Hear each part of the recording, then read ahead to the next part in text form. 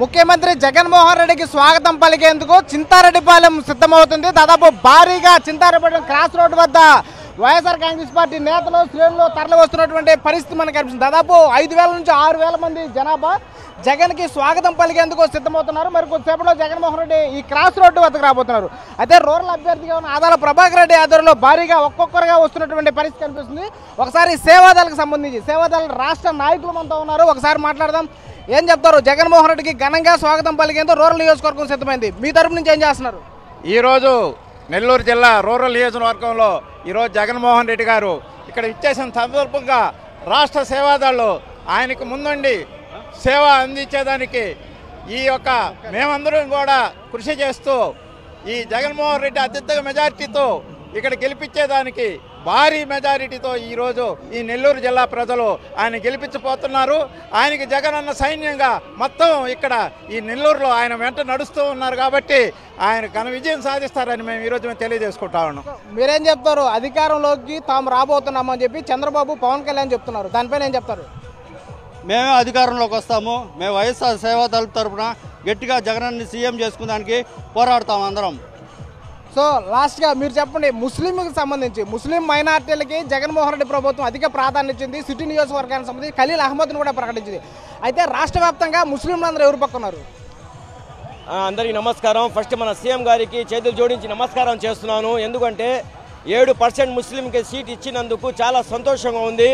మనం ఖలీల్ భాయ్ కోసం చాలా కష్టపడుతున్నాం. చాలామంది ముస్లిం ప్రతి ఒక్కరు కూడా ఎక్కడ చూసినా కానీ చాలామంది ముస్లింలు మన ఖలీల్ భాయ్ గురించి మాట్లాడుతున్నారు, గెలిపించుకుంటారు.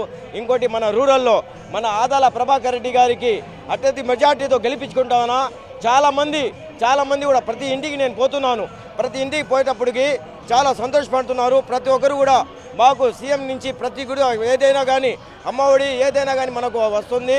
అందువల్ల మేము తప్పకుండా ఈసారి కూడా సీఎం జగన్ రెడ్డి గారు మనకు కావాలని మనం కోరుకుంటున్నాం. అందరూ ప్రతి ఒక్కరు కూడా పెద్దోళ్ళు నుంచి చిన్నోళ్ళు దాకా పిల్లకాయలు కూడా ప్రతి ఒక్కరు కూడా ఈసారి మనకు సీఎం జగన్మోహన్ రెడ్డి గారే కావాలా. నెల్లూరు రూరల్ ఆదాల ప్రభాకర్ రెడ్డి గారికి అత్యధిక మెజారిటీతో గెలిపించుకుంటామన్నా తప్పకుండా గెలిపించుకుంటాం. అందరికీ నమస్కారం, అస్సలాము అలైకుం. ఎట్లా బీజేపీతో తెలుగుదేశం పార్టీ పొత్తు పెట్టుకొని ఉంది, ఆ ఎఫెక్ట్ ఎలా ఉంటుంది? అలా ఎఫెక్ట్ చాలా ఘోరంగా ఉందన్న. ఎందువల్ల అంటే చాలామంది బాధపడుతున్నారు. ఆ ఎఫెక్ట్ వల్ల అనేది కాదు, ఆ ఎఫెక్ట్ పక్కన పెట్టండి. ఎందుకంటే అభిమానం ఎక్కువ జగన్మోహన్ రెడ్డి గారు అంటే అభిమానం. ఎందువల్ల అంటే ఆయన ప్రతి ఒక్కరికి కూడా చిన్న మతం కాదు కులం కాదు ప్రతి ఒక్కరు కూడా దీనిలో ఆనందంగా సంతోషంగా ఉన్నారన్న.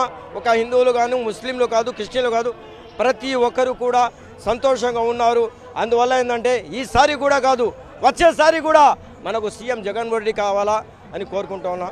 ఒకసారి చింతారెడ్డిపాలెం క్రాస్ రోడ్ చూద్దాము. దాదాపు ఆల్మోస్ట్ జనసంద్రంగా మారిపోయింది. ఒక్కొక్కరుగా 1000 మంది చింతారెడ్డిపాలెం క్రాస్ రోడ్డు వద్దకు చేరుకుంటున్నారు. జననేత ప్రియతమ ముఖ్యమంత్రి జగన్మోహన్ రెడ్డికి ఘన స్వాగతం పలకాలి, ఆయన్ని రిసీవ్ చేసుకోవాలి, ఆయన మాటలు వినాలి, ఆయన్ని అభివాదం చేయాలంటూ కూడా భారీ సంఖ్యలో వస్తున్నారు. వేలాది మందిగా తరలి వస్తున్నటువంటి దృశ్యాలను మనం చూస్తున్నాం. మరికొద్దిసేపట్లో చింతారెడ్డిపాలెం క్రాస్ రోడ్డు వద్దకి జగన్మోహన్ రెడ్డి రాబోతున్నటువంటి పరిస్థితి కనిపిస్తుంది. ఇది ఇక్కడ తాజా పరిస్థితి. కెమెరా ప్రసాద్తో వెంకటనారాయణ, సాక్షి టీవీ, నెల్లూరు.